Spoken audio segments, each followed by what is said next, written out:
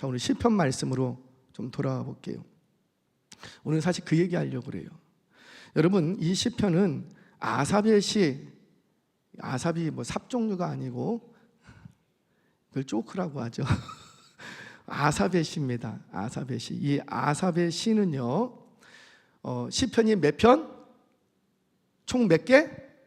150편. 그러니까 시가, 이 시편의 노래가 150개만 있는 건 아닌데, 이 150편이 성령의 감동으로 하나님의 음성, 하나님의 말씀이 담겼다라고 정한 거예요.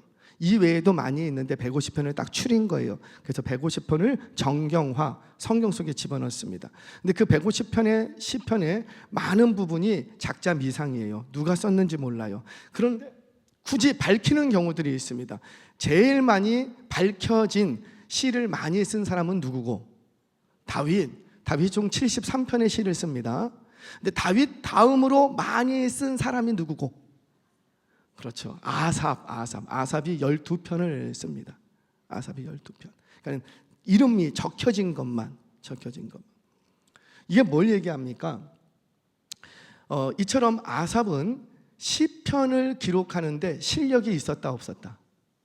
있었다. 여러분, 시편을 보시라고요. 허접한 시편이 없어요. 다 실력이 있어요. 시적으로도 실력이 있고, 문학적으로도 실력이 있고, 음악적으로도 실력이 있어요. 누가? 아삽이. 그 정도로 실력이 있었다는 거예요. 아삽은 다윗 시대 때 악사 중에 한 명이었는데, 그가 이런 실력이 있었기 때문에 성전 찬양대를 총괄하는 총괄책이 됩니다. 총괄책. 음악적, 문학적 실력만 그렇게 이 찬양대를 책임지는 그 책임자로 활약을 하게 돼요. 자, 그런데 그가 이렇게 활약할 수 있었던 것은 음악적, 시적, 문학적 실력만 있었기 때문은 아니었어요. 그 얘기는 뭐가 있었냐면 영적으로도 실력이 있었다는 거죠. 이걸 영성이라고 합니다. 영성. 교회들을 가보면, 목사님들은 알아요. 교회들을 가보면 이 교회의 예배의 영성을 보면 이 교회의 영적 수준이 딱 나타납니다. 그러니까 다른 거 안 보고 예배 속에서 일어나는 영성이 있어요. 찬양 하나를 불러도 영성이 느껴져요. 아, 이 교회의 수준은, 영적인 수준은 이 정도구나. 보통 목사님들은 딱 가면 거의 판가름이 딱 됩니다. 설교 듣는 태도, 할렐루야, 이러면 영성 30점. 실력 있는 태도 40점. 실력 있는 태도 이러면 이제 한 90점까지 올라가는 거예요. 그러니까 예배 드리는 태도, 말씀을 받는 태도, 찬양을 하는 태도만 딱 봤는데, 제가 여러분들의 마음 모르잖아요. 근데 태도만 봤는데, 소리만 들었는데, 찬양할 때의 소리,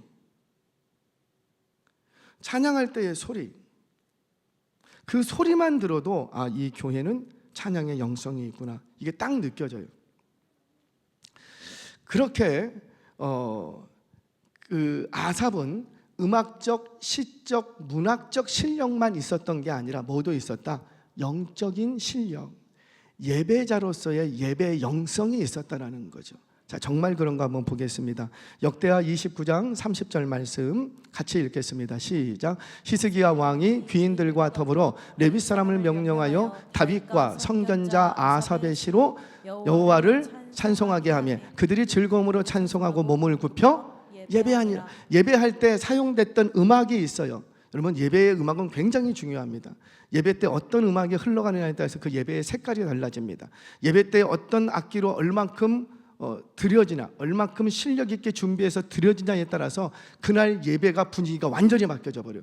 저는 예배 음악을 굉장히 중요시 생각합니다. 자, 여기서 지금 뭐라고 말하냐면, 레위 사람을 명령하여 히스기야가 뭐라 그래요? 다윗과 아삽의 시, 다윗의 시, 아삽의 시로 여호와를 다른 거 말고 다윗 시 갖고 와. 그리고 누구의 시도 갖고 오라고요. 아, 그만큼 아삽의 시가 예배용으로 사용하기가 너무 좋았던 거예요. 그러니까 히스기야도 참 영적인 감각이 있는 사람이죠. 그걸 갖고 와서 찬양을 합니다. 그렇게 찬양을 하니까 회중이 어떻게 해요? 몸을 굽혀서 예배하기 시작한 거예요. 성령의 강력한 압도가 있었다는 거죠. 압도가 있으면 구부러질 수밖에 없어요. 압도가 생기니까. 그러니까 이 예배의 분위기가 느껴지십니까? 자, 그런데 이 예배의 분위기를 좌우했던 아삽의 시, 그 아삽을 뭐라고 불러요? 선견자 이렇게 부릅니다. 선지자. 그러니까 단순히 노래만 하는 사람, 음악적인 실력만 있는 사람이 아니라 이 사람은 선지자, 선지자의 영성을 갖고 있었던 사람이라는 거예요. 그러니 총 성전에서 드려지는 제사, 예배 음악을 총괄할 수 있었던 사람이었다는 겁니다. 그만큼 음악적, 시적, 어떤 문학적 실력만 있었던 것이 아니라 이게 없는 게 아니에요. 없으면 다른 별로 쓰였을 거예요. 근데 이가 예배 찬양을 총괄하는 사람으로 가장 뛰어난 책임자로 사용될 수 있었던 것은 그에게 뭐가 있었기 때문에, 그렇죠, 음악적, 시적, 문학적 실력이 있었어요. 청년들 공부 잘하세요? 영어 공부 좀 잘하세요? 영어 하세요? 영어? 종욱이 영어에 베이직 그래머 외워갖고 와, 한 권. 실력이 있으면 우리 하나님 그 실력 쓰시더라는 거죠. 내가 너를 쉬고 싶은데 너가 실력이 안 되니까 여기다가 놓고 싶은데 실력이 안 되니까 어디다 놓고, 아유 목사님 나는 실력이 없어도 기도 많이 하면 거기다 씁니다. 그렇게 하실 수도 있어요. 우리 하나님이 하실 수도 있어요. 공부 하나도 안 했는데 토익 100점 맞게 100점 맞으면 안 되지. 몇 점 맞아야 되죠? 550점 550점 맞게 하실 수도 있어요. 한 번. 항상 그러면 사기지. 안 그래요? 우리 하나님 그렇게 사기치지 않는다고요. 그러니까 내가 준비되어 있으면 거기에 걸맞게 쓰십니다. 그런데 그 실력만 가지고는 쓰임받을 수가 없다는 거예요. 뭐가 있어야 되겠다? 그 영적인 실력. 왜? 내가 감당해야 되는 일이 무슨 일이니까? 영적인 일이기 때문에. 아멘이세요? 자, 또 여기서 멈추지 않습니다. 우리 에스라 3장 10절 말씀 같이 읽겠습니다. 시작. 건축자가 여호와의 성전에 기초를 놓을 때에 제사장들은 예복을 입고 나팔을 들고 아삽 자손 레위 사람들은 재금을 들고 서서 이스라엘 왕 다윗의 규례대로 여호와를 찬송하되. 자, 그의 후손들이 바벨론 포로에서 돌아옵니다. 이 에스라서는 포로 후기 문서라 그래요. 돌아옵니다. 돌아와서 그 아삽의 후손들이 뭐 하기 시작하고, 그 아삽의 후손들이 다시 아삽이 했던 그 일을 이어가더라는 거지요. 이게 뭘 얘기할까요? 아삽과 그의 후손들은, 자, 잘 기억하세요. 실력만 있었던 것이 아니라, 실력만 가지면 또 안 돼요. 음악적, 시적, 문학적 플러스 영적 실력. 영적으로만 실력이 있으면 뭐해? 헌신되지 않으면 못 쓰는 거예요. 영적인 실력이 그 사람을 교만하게 만들어요. 뭐 안 하면? 헌신하지 않으면. 은혜를 많이 받았으면 뭐 하라 그랬어요? 일하라 그랬어요. 은혜만 받고 일 안 하면 영적으로는 뭐 자기가 뭐 된 것 같이 보여지지만 사실은 교만해집니다. 교만해집니다. 그러니까 내가 실력만 있으면 안 되고 그 실력을 가지고 뭐 해야 되겠다? 헌신할 때 하나님이 놀랍게 역사하시더라는 거예요. 놀랍게.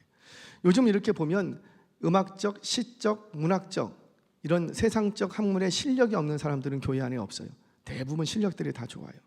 근데 조금 아쉬운 게 영적인 실력이에요. 근데 영적인 실력은 예배 잘 드리고 순종에 따라오면 실력이 막 쌓입니다. 그런데 그럼에도 불구하고 참 안타까운 것은 영적인 실력이 있는데, 분명히 할 수 있는데, 실력이 되는데 한다 안 한다? 안 한다. 이제 연말이 됩니다. 여러 가지 봉사의 자리가 있을 거예요. 나는 실력이 돼. 제가 봐도 실력이 돼요. 근데 한다 안 한다? 안 한다. 제가요. 저는 부족해서. 겸손이 지나치면 그것도 교만이에요. 교만이에요. 사랑하는 여러분, 하나님이 주신 은혜가 있다면 그 은혜를 가지고 일하시기를 바랍니다. 근데 일하려면 실력이 있어야 돼요. 실력만 있지 말고 헌신된 마음이 있어야 한다는 것. 하나님은 누구를 들어 쓰시는가? 바로 그렇게 실력이 있는 사람, 그리고 헌신된 사람을 통해서 하나님의 역사를 이루어 가더라는 겁니다. 아삽과 아삽의 후손들은 실력도 있었지만 뭐도 있었다? 헌신도 있었다라는 거예요. 고대로부터 지금까지 예배는 끊어지지 않고 계속되고 있습니다. 그러나 그 모든 예배를 하나님이 기뻐 받으시는 것은 아니었더라고요. 개인에게 영적인 유익이 있거나 영적인 성숙을 가져오는 예배도 아니었답니다. 왜냐하면 우리가 매일매일 예배 드리는데 매일매일 예배 드리면 내가 점점 성숙하고 성장해야 되잖아요. 그런데 예배 드리면 모든 사람들이 성장하고 성숙합니까? 그건 아니더라는 거지요. 시대마다 왜 그런가 봤더니 시대마다 헛되게 예배 드리는 자들이 많았기 때문에 예배를 안 드린 건 아니었어요. 헛되게 예배 드렸어요. 아무 의미 없는 헛된 예배를 드리고 만다라는 거예요. 여러분, 헛된 예배가 뭘까요? 오늘 이 예배의 자리도 헛된 예배 되지 않기를 바랍니다. 헛된 예배가 뭐예요? 예배를 안 드리는 게 아니에요. 찬양을 안 한 게 아니에요. 기도를 안 한 게 아니에요. 예배를 드리는 데 있어서 정해진 희생 제물을 가져왔고 그 희생 제물을 그 예법대로 정해진 절차대로 그 의식대로 모두 치렀어요. 하나님 앞에서 예배한다면서 그 제단 앞에 무릎을 꿇었고 수많은 희생 제사를 드렸어요. 그 앞에서 찬송도 불렀어요. 그러나 그것으로만 참되게 예배했다고 말할 수가 없더라는 거죠. 왜 그런가? 오늘 아삽의 시편이 우리에게 말씀해주고 있습니다. 아삽은 오늘 이 시편 50편을 통해서 하나님 앞에 모여 예배하는 이들을 둘로 딱 구분을 합니다. 예배 드리러 온 사람들, 그러니까 예배 안 드리러 온 사람이 아니라 예배 드리러 온 사람을 둘로 딱 구분해서 의인의 예배와 악인의 예배로 딱 구분해 버립니다. 구분해. 그리고는 의인의 예배는 예배 드리면 예배 드릴수록 복이 임하지만 악인의 예배는 예배 드리면 예배 드릴수록 심판이 가까워진다는 거예요. 저주가 임한다는 거예요. 차라리 예배 안 드리는 게 낫지. 저주가 임한다는 거예요. 자, 그렇다면 어떤 예배가 의인들의 예배, 복이 되는 예배인가? 자, 이제 세 가지를 얘기합니다. 첫 번째, 우리 3절에서 5절 말씀 같이 한번 읽겠습니다. 시작. 우리 하나님이 오사 잠잠하지 아니하시니 그 앞에는 삼키는 불이 있고 그 사방에는 광풍이 불리로다. 하나님이 자기의 백성을 판결하시려고 위 하늘과 아래 땅에 선포하여 이르시되 나의 성도들을 내 앞에 모으라. 그들은 제사로 나와 언약한 이들이니라 하시도다. 아멘. 자, 지금 뭐래요? 나의 성도들은 뭐로 맺어졌다고요? 제사로 나와 연결되어 있대요. 제사. 그러니까 이 백성들을 모으는 이유가 뭐예요? 예배하도록 모은 거예요. 사랑하는 여러분, 하나님이 저와 여러분들을 구원하시고 저와 여러분들을 당신의 백성 삼아주시는 가장 근본적인 첫 번째 이유는 뭐 하라고? 예배하라고. 이들이 출애굽할 때로 한번 생각해 보세요. 출애굽할 때 바로에게 우리 출애굽 좀 시켜주세요. 우리 잠깐 나갔다 오겠습니다. 출애굽을 요청할 때 그 이유를 뭐라고 되냐면 하나님이 우리에게 나타나셔서 우리 보고 예배하라고 했습니다. 근데 여기서 예배하면 맞아 죽을 것 같으니 막 소를 가지고 막 예배드리고 하는, 그래서 거기는 소를 숭배하는데 그 숭배하는 우상 소를 난도질해 갖고 각도 갖고 예배드리면 자기들 맞아 죽을 것 같으니까 우리가 멀리 가서 예배하고 오겠습니다. 이게 첫 번째 이유였다고요. 출애굽의 이유. 그래요. 하나님의 백성들은 하나님을 예배하라고 부름받은 자들임을 믿으시기를 바랍니다. 그런데 그 하나님께서 그 예배의 자리에 임하시는데 뭘로 임하셨냐면 불과 광풍으로 임했대요. 그러니까 심판주로 임해버린 거예요. 이처럼 하나님은 심판하시는 하나님, 엄위하신 하나님, 두려운 하나님이라는 거예요. 그래서 참된 예배자들, 의인들의 예배는 가장 먼저 심판하시는 이 엄위하신 하나님을 두려워할 줄 알아야 돼요. 그것을 조금 고상한 말로 경외심. 하나님은 보이지 않아요. 근데 보이지 않는 하나님 앞에 우리는 예배하고 있잖아요. 그러니까 예배하는 우리는 첫 번째 자세가 필요한데 그게 뭐라? 경외심, 두려워하는 마음. 사랑합니다. 하나님 당신을 사랑합니다. 이렇게 노래해도 그 사랑조차도 우리 안에 뭐로부터 시작하고 하나님을 두려워하는 마음, 경외심, 거기서부터 시작하는 거예요. 여러분, 경외라는 게 뭐라 그랬어요? 두려워하는 게 뭐라 그랬어요? 내가 저 사람을 두려워하는지 안 하는지, 저 사람을 경외하는지 안 하는지를 아는데 딱 기준점 하나 있어요. 내가 누구 눈치 보는지를 보면 돼요. 물질을 경외하는지 하나님을 경외하는지 어떻게 알아요? 누구 눈치 보는지 보면 알아요. 돈의 눈치를 보는지 하나님의 눈치를 보는지, 내가 사람의 관계에 매여 있는지 하나님의 관계에 매여 있는지 그거 어떻게 알아요? 내가 하나님의 사람과의 관계에 눈치를 보고 있는지 하나님의 관계에 눈치를 보고 있는지, 내가 누구의 눈치를 보고 있는지 한번 스스로 보시면 내가 누구를 두려워하고 누구를 경외하는지 바로 알 수 있습니다. 아빠, 집에서 엄마가 무서워요? 아빠가 무서워요? 어디 있어? 거기 얘기해봐. 엄마가 무서워요? 아빠가 무서워요? 아빠? 아빠가 무섭대요. 그러니까 아빠가 딱 들어오면 누구 눈치부터 먼저 보고, 아빠, 오늘 아빠 안색이 조금 안 좋아. 그럼 회사에서 무슨 일 있었나? 그럼 엄마가 와서 얘기하죠. 야, 아빠 오늘 분위기가 안 좋아. 너 아무 얘기하지 마. 누구 눈치 보는 거예요? 아빠. 왜? 아빠가 두렵기 때문이에요. 근데 어떤 집에는 엄마가 더 무서워. 그러니까 어떻게 해요? 아빠가, 야, 너네 엄마 지금 뿔났다. 조용히 있어라. 그럼 엄마 눈치를 보면은 아빠가 무서운 거예요? 엄마가 무서운 거예요? 엄마. 우리가 이 땅을 살아가면서 내가 과연 누구 눈치를 보고 있는가를 보면 그 사람이 누구를 경외하고 있는지, 누구를 두려워하고 있는지 알 수 있다는 겁니다. 사랑하는 여러분, 우리의 예배는 자유로워요. 자유가 있어야 돼요. 기쁨이 넘쳐야 돼요. 예배하는 것이 여러분들에게 행복이 되기를 축복합니다. 그러나 그 행복과 기쁨과 자유는 우리가 하나님을 두려워하는 마음 안에서 누려가는 거예요. 이거를 초월할 수가 없습니다. 다윗은 늘 하나님 앞에서 기뻐 뛰며 노래하는 행복한 예배자였어요. 언제나 행복한 예배자였습니다. 그러나 그 행복이 유지될 수 있었던 것은 누구를 두려워했기 때문에, 그렇죠, 하나님을 두려워했기 때문에. 그래서 그는 끝까지, 지금까지도 세계적으로 가장 유력한 왕의 자리에 있으면서도 하나님으로부터 얻은 축복을, 명성을 잃어버리지 않는 자가 될 수 있었다는 거죠. 저와 여러분이 하나님을 두려워할 줄 아는 예배자 되시기를 주의 이름으로 축원합니다.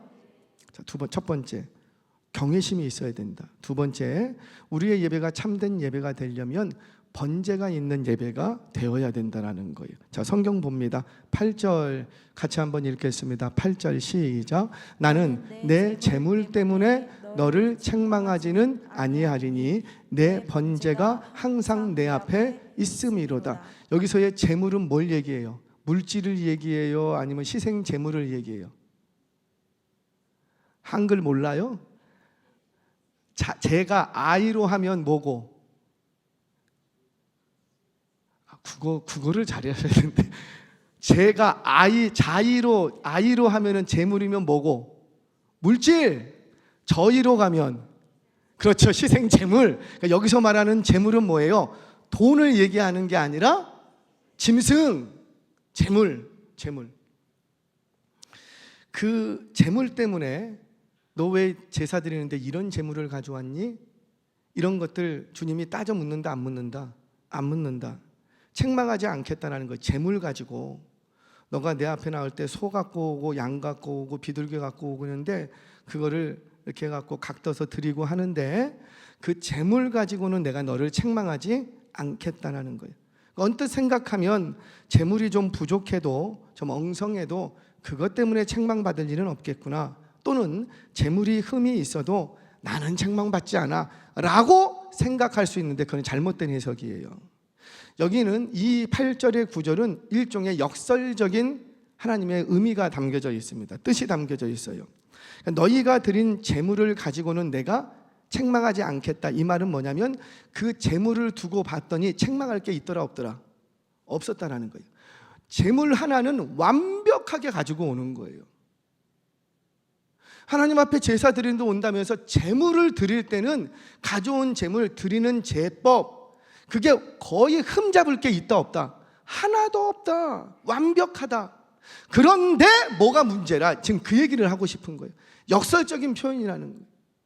그런데 재물은 그렇게 흠잡을 게 없게, 책망할 게 없도록 다 했으면서 정작 제사를 드리는 너는 어떻느냐? 지금 그 얘기를 하시는 거예요. 그러면서 하는 얘기가 번제가 내 앞에 항상 있다 이렇게 얘기합니다. 그러니까 번제가 항상 있으면 재물에 대해서 더 이상 얘기하지 않겠다. 지금 그러니까 재물만 완벽하게 하지 말고 반드시 뭐도 드려야 되겠다. 번제도 드려야 되겠다. 지금 그 얘기거든요. 그럼 번제는 뭐냐면 여러분들 아시는 대로 번제라는 것은 5대 제사, 모든 제사의 기본적인 제사입니다. 회개를 의미하는 기본적인 제사예요. 그러니까 우리가 재물만 가져오지 말고 반드시 회개하는 심령으로 하나님 앞에 서야 된다는 거죠. 재물로는 책망할 게 전혀 없어. 근데 회개하는 심령이 아니야. 고개 빳빳하고 오만하고 교만하고 도도하고, 그런 이는 아무리 똑바른 예배를, 제사를, 제물을 가지고 왔어도 그 예배 받으신다 안 받으신다? 안 받으신다. 누가 그랬어요? 가인이 드린 제물 문제가 있지 않았다고요. 근데 왜 제물을 거부해 버리시죠? 누구를 거부하니까? 가인과 그의 드리는 제물을 거절하십니다. 근데 뭘 먼저 거절했냐면 가인을 거부하니까 그가 가지고 오는 거 하나도 안 기뻐. 하나도 안 기뻐. 하나도. 여러분도요, 누가 정말 싫어, 저 사람이 나를 괴롭게 하고 막 나를 못 살게 굴어, 그런데 나한테 뭐 갖다 줘. 그럼 좋아요? 뭘 갖다 줘도 싫어. 근데 나를 사랑하고 나를 존중히 여기고 나를 아껴주고 그런 사람이 뭐 안 갖고 와도 그냥 내 앞에만 와도 우리는 좋은 거예요. 마찬가지입니다. 하나님께서는 가인이 싫어. 왜? 회개하는 심령이 아니야. 오만하고 교만하고 도도하고. 그러니 그가 드리는 제물도 싫어. 그래서 그 제사를 안 받습니다. 번제는 이처럼 기본적으로 회개의 제사예요. 그런데 번제 속에는 또 하나가 있습니다. 충성의 제사라는 의미가 있어요. 아브라함이 드렸던 번제는 회개의 제사가 아니었고 충성의 제사였습니다. 여러분, 뭘 얘기할까요? 너가 예배 드릴 때는, 예배 드리러 내 앞에 나올 때는 뭐 아무 문제가 없어. 뭐 재물도 문제가 없고 예배 드리는 형식도 문제도 없고 뭐 시간도 참 좋고 다 좋아. 시스템도 좋고 옷도 이쁘게 입고 뭐 찬양도 우렁창해하고 다 좋아. 그런데 예배 드리는 너가 그렇게 예배 드리고 너의 삶의 자리에 돌아가서 충성하고 있니? 여러분, 충성은 어디서 해야지 돼요? 교회에서도 우리가 맡겨진 일이 있으니까 거기에도 충성을 해야 되겠지만 진짜 충성해야 될 자리는 어디예요? 내게 맡겨주신 삶의 터전. 나에게 너희 가족의 생계를 책임지라고 적당한 일터를 주셨어요. 근데 그 일터에서 어떻게 해야지 돼요? 충성해야죠. 쫓겨날 때까지는 충성해야죠. 그 일이 크고 작고 상관없이 하나님이 내게 무슨 일을 맡기셨다면 그거 어떻게 해야 돼요? 충성해야죠. 이거 별 볼 일 없는 일인데, 그리고 안 하면 나중에 하나님으로부터 징계를 당합니다. 우리 하나님이 번제를 요구하신다는 건 뭐냐면 충성하라는 거예요. 예배를 드릴 때는 폼나게 예배는 잘 드렸는데 멋지게 연주하고 멋지게 노래하고 막 설교 유창하게 하고 다 했는데 삶의 자리에서 충성하지를 않아. 충성이 없어. 그러면 우리 하나님 그 예배를 받으신다 안 받으신다? 안 받으신대요. 안 받으신대요. 성경은 충성된 자들에게 큰 약속을 주십니다. 여러분, 충성된 종은 특징이 있어요. 충성된 종은 내가 충성하면 이런 거 주겠지, 그런 거 바랄까요 안 바랄까요? 그거 바라면 간신이야. 충성된 종은 절대 그러지 않습니다. 충성된 종은 왜 충성하는 거예요? 그 주인의 명령이니까 충성할 뿐이지, 내가 이 일을 하면 이거 주는 거를 내가 알기 때문에 충성하는 게 아니라고요. 그러면 그거 안 주면 충성 안 할 거라고. 그러니까 진짜 충성된 종은 분명히 내가 이 일을 하면 대가가 있다 할지라도, 월급을 준다 할지라도 그것 때문에 충성하는 게 아니라 이 일을 맡기신 분 하나님 앞에서 충성하는 거예요. 주인 앞에서 충성하는 거예요. 그게 진짜 충성된 종이에요. 충성했으니까, 이거 주인님 나 충성했으니까 이제 약속한 거 주세요, 이러면 나가리. 아니라는 거예요. 그건 충성된 종이 아니에요. 누가 그랬어요? 포도원에 가장 먼저 들어간 종. 하루 종일 얼마나 열심히 일했는지 몰라. 근데 나중에 뭐 해요? 약속한 거 주세요. 주세요. 왜 안 줍니까? 그러고 있잖아요. 그래서 그는 충성된 종이 아닌 거예요. 그러니까 충성된 종은 일은 하되 일의 대가는 분명히 있어요. 근데 그것 때문에 일을 하는 건 아니라는 거죠. 충성된 종은 누구 때문에? 그렇죠. 일을 맡기신 그 주인 하나님 때문에 그 앞에서 충성할 뿐이에요. 이거 약속한 거 안 준다고 할지라도 이 사람은 충성할까요, 안 할까요? 하더라는 거죠. 그게 충성된 종들의 특징입니다. 그런데 이런 충성된 종들에게는 반드시 하나님이 약속하시는 게 있어요. 자, 마태복음 25장 21절. 방금 전에 우리 읽었던 본문인데 같이 읽습니다. 시작. 그 주인이 이르되 잘하였도다 착하고 충성된 종아, 내가 적은 일에 충성하였음에 내가 많은 것을 내게 맡기리니 내 주인의 즐거움에 참여할지어다 하고, 충성된 종에게 주시는 놀라운 축복이 뭐는데 그게 뭐라? 그래요. 더 큰 것으로 맡기실 거다. 그것도 좋은데 실제로는 더 큰 것이 뭐냐면 영원한 나라, 하나님의 나라예요. 하나님의 나라보다 큰 게 없어. 근데 그 하나님의 나라를 통치하고 관리하고 누리는 주인이 갖고 있는 그 기쁨에 너가 참여할 거다. 얼마나 큰 축복이겠어요. 저와 여러분들이 이렇게 착하고 충성된 종이 되셔서 주인의 즐거움에 참여하시는 복을 누리시기를 주의 이름으로 축원합니다. 자, 우리의 예배의 자리는 반드시 우리의 삶의 자리에서 뭐가 있어야 되겠다? 충성이 있어야 된다. 자, 마지막 하나만 더. 감사가 있는 예배가 되어야 된다는. 우리 예배는 드렸는데 오늘 우리가 드리는 예배 속에 감사로 예배하고 있는가 돌아보라는 거죠. 예배는 드렸는데 여전히 불평불만이 있고, 예배는 드렸는데 여전히 근심 걱정을 쌓고 있다면 죄송해요. 그거 바르게 예배 드리는 게 아니라는 거예요. 성경 봅니다. 14절 15절 같이 읽겠습니다. 시작. 감사로 하나님께 제사를 드리며 지존하신 이에게 내 서원을 갚으며 환난 날에 나를 부르라. 내가 너를 건지리니 내가 나를 영화롭게 하리로다. 아멘. 누구를 건지고 누구를 영화롭게 하는가? 바로 감사로 예배 드리는 사람. 뭐 예배 시간만 되면 너무너무 감사해요. 오늘 저녁 8시 반에 예배가 드려집니다. 그러니까는 오늘도 예배가 있는 게 너무너무 고맙고 감사해. 그런 마음으로 나오신 분들은 아마 예배의 자리가 좀 다를 거예요. 우리 안에 예배는 드리는데 정말 이 예배 속에서 감사가 있는가? 감사가. 너희 속에, 그 예배 속에 내가 베푼 자비와 은혜를 알고 감사로 제사를 드리고 있느냐라는 거죠. 오늘 이 시간에도 감사함으로 제사를 드리는 그 예배자를 찾고 계심을 믿으시기를 바랍니다.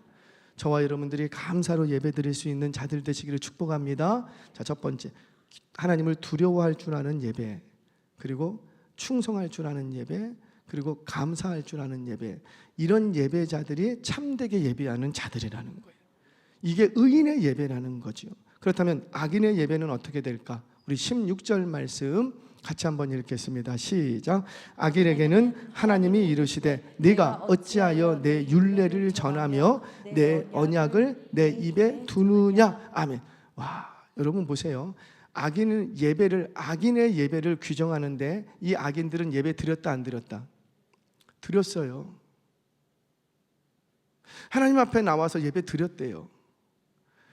그런데 그 악인들을 향해서 하나님이 하시는 얘기가 뭐냐면, 니들 왜 어찌하여서 내 율법이 니들의 입에 있냐?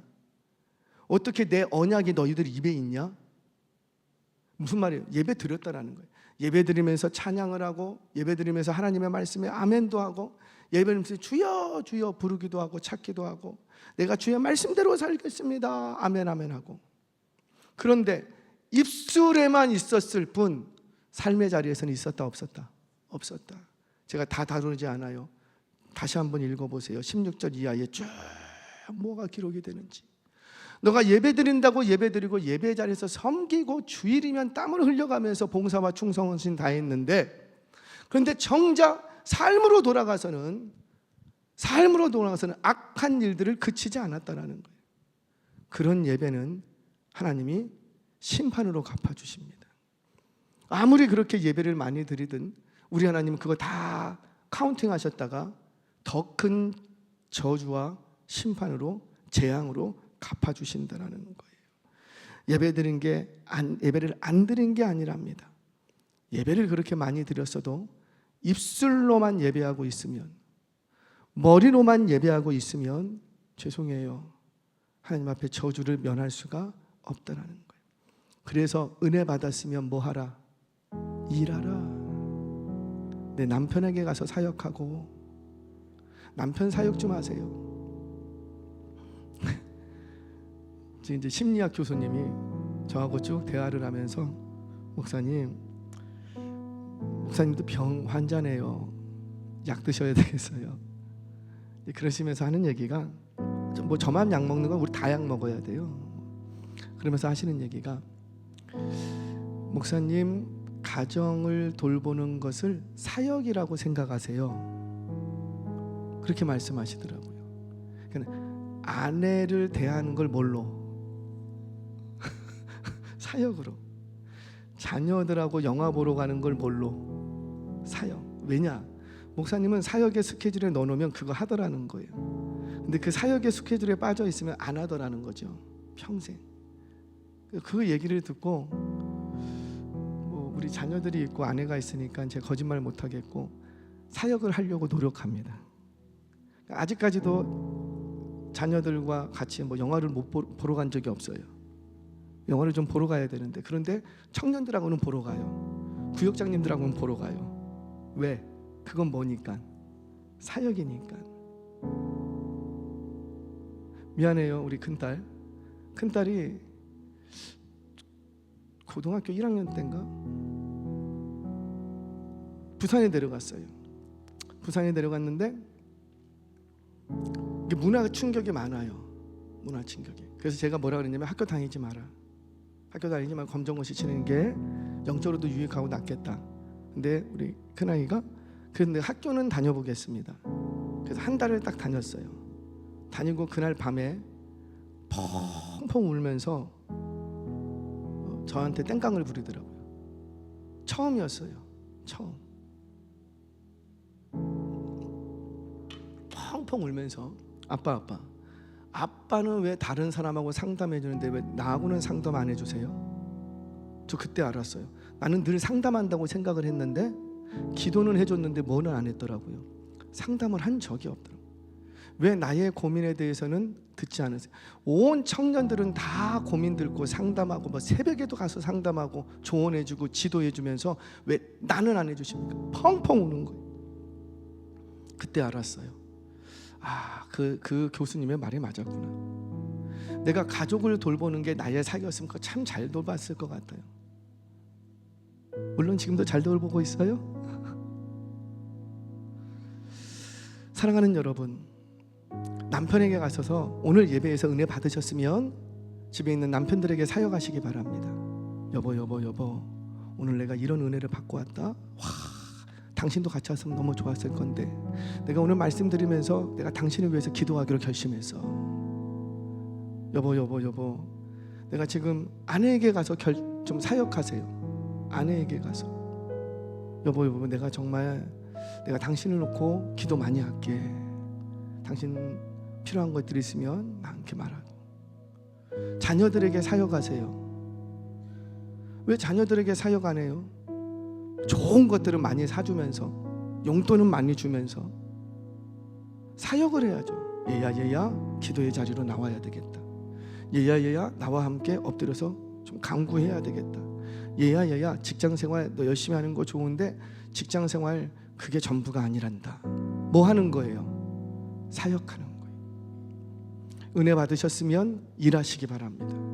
직장으로 가서 여러분들에게 주신 일터가 어떤 일터든지 간에 여러분들에게 맡겨주신 일이 그 일의 경중을 떠나서 하나님의 내게 맡겨주신 줄로 믿고 사역하시기를 바랍니다. 일하시기를 바랍니다. 그게 바로 참된 예배자인 거예요. 온통 하나님의 말씀은 많이 알고 있어. 이 입술에서 떠나지가 않아. 암송도 많이 했어. 그런데 정작 사역은 하지 못해. 그거 심판의 대상이 된다라는 거예요. 저와 여러분들 오늘 이 말씀을 다시 한번 되짚어 보면서 나의 예배는 삶으로 드려지고 있는 참된 예배인가? 혹시 예배 시간에만 드려지는 쇼가 되고 있지는 않은가? 입술로만 예배하고 있지는 않는가? 한번 돌아보시면서 저와 여러분들이 참된 예배자들이 되시기를 주의 이름으로 축원합니다.